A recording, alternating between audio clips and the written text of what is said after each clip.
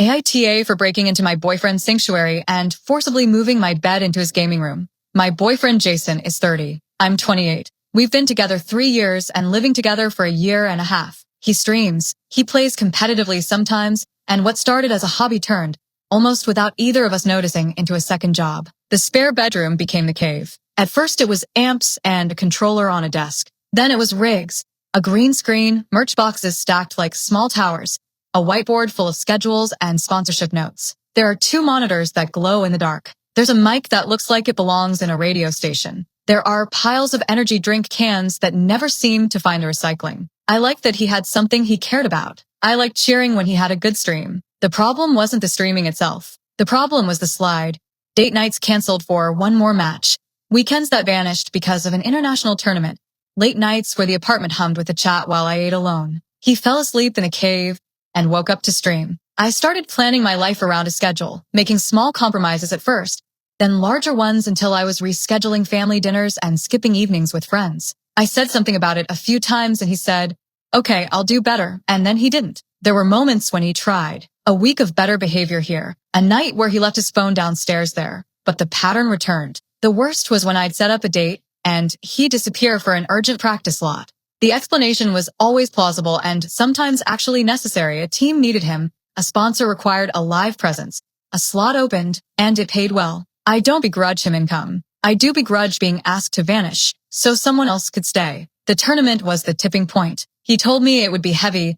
2 straight weeks of streamed matches, 8 to 14-hour days. I had a bad week at work the day it started. A missed deadline, a manager who took credit for something I'd done, a client who snapped. The little humiliations piled until I felt raw and hollow. He said he was going out for dinner with Marcus, his friend, and would be back in an hour. I walked into the cave to breathe. The room looked like a life I wasn't in.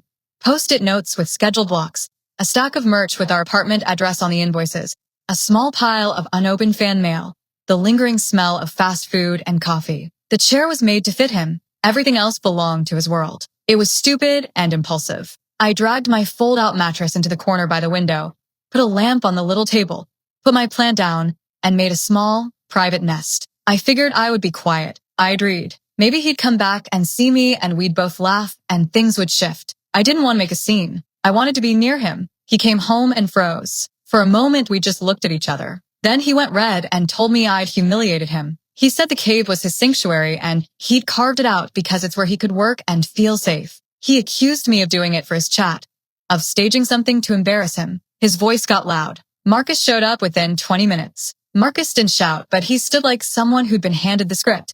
"This is wrong, Emily. You should have talked." A snippet of our fight ended up clipped and pasted into a Discord thread before I had a chance to breathe. People who only knew the fun side of Jason's life suddenly had a front row seat to the messy part. I moved the mattress back that night because I wanted to stop feeding the fire and because I didn't want a landlord complaint. I messaged him asking for mediation. He called me controlling and said I'd violated his privacy. Friends and family chose sides. My sister said it was wrong to invade a private room. My friend Priya said I was right to force the issue because asking had done nothing. It hurt in a way that goes beyond a single fight.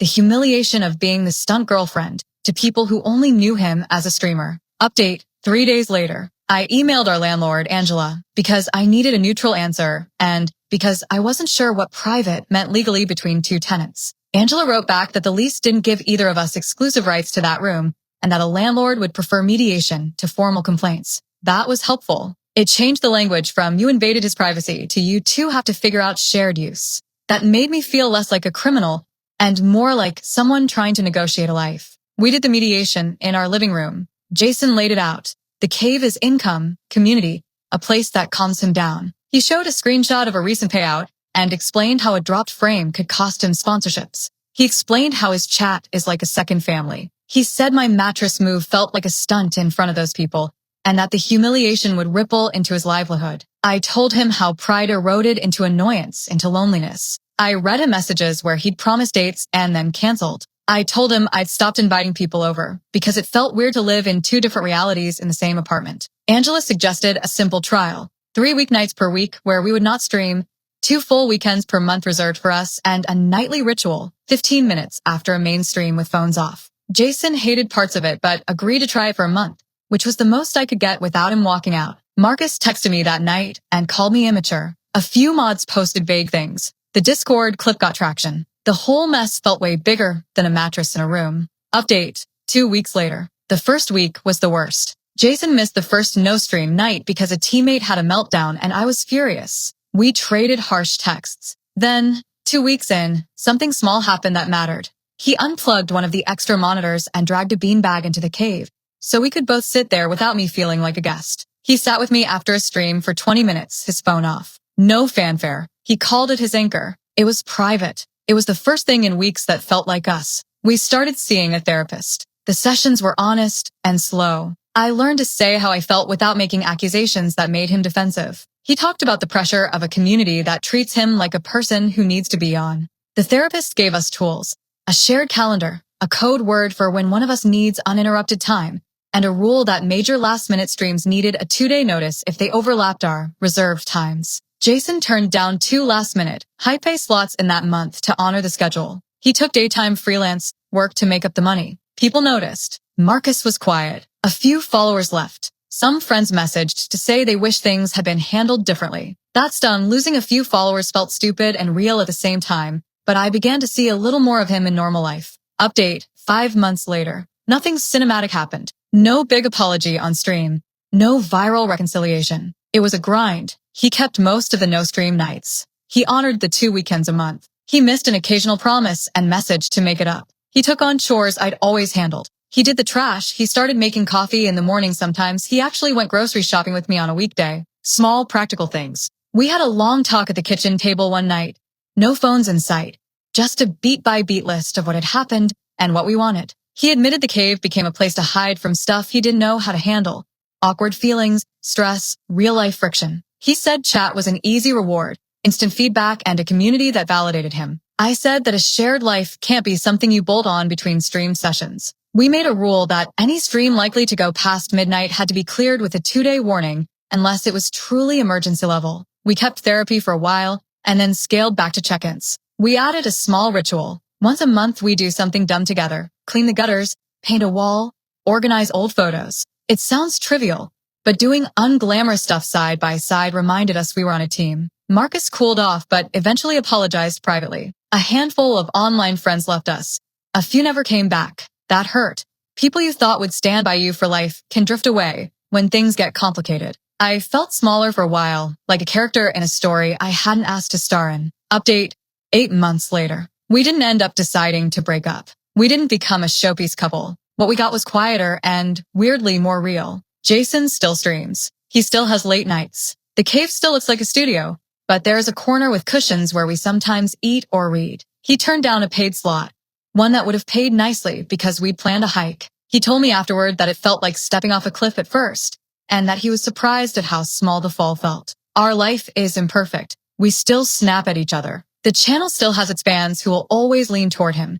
There are stories they tell about me that sting. There are times I catch the chat calling out something and I feel foolish. But when I make dinner now and he appears in the kitchen without checking his phone, it matters. When he texts speech and actually shows up with snacks, it matters. Was I wrong to drag a mattress into his room? Yeah. It was disrespectful, impulsive, and it humiliated him in front of people he cares about. I own that. It cost trust, and it gave his chat a clip to tear apart. I should have asked for mediation earlier. I should have been smarter, kinder, less dramatic. But I also think the stunt forced a real conversation that gentle hints had not. That doesn't excuse the method. It explains the desperation. The relationship now is not fixed, but it's workable. We agreed to keep therapy for another season and to rotate chores so neither of us carries the full load. We still have fights, and I still catch myself worrying about him choosing chat over me someday. He still worries about losing his income and his community. We both have to live with the fact that some friendships didn't survive this, and some followers left. That's the cost of being public. If you ask me if I'm in the wrong, I definitely was in the moment for the way I did it, but I'm not sorry the problem finally got fixed. We traded a messy, humiliating burst of pain for months of hard, slow work. That trade hurt at the time, but it's left us with a life that looks closer to what we agreed to share.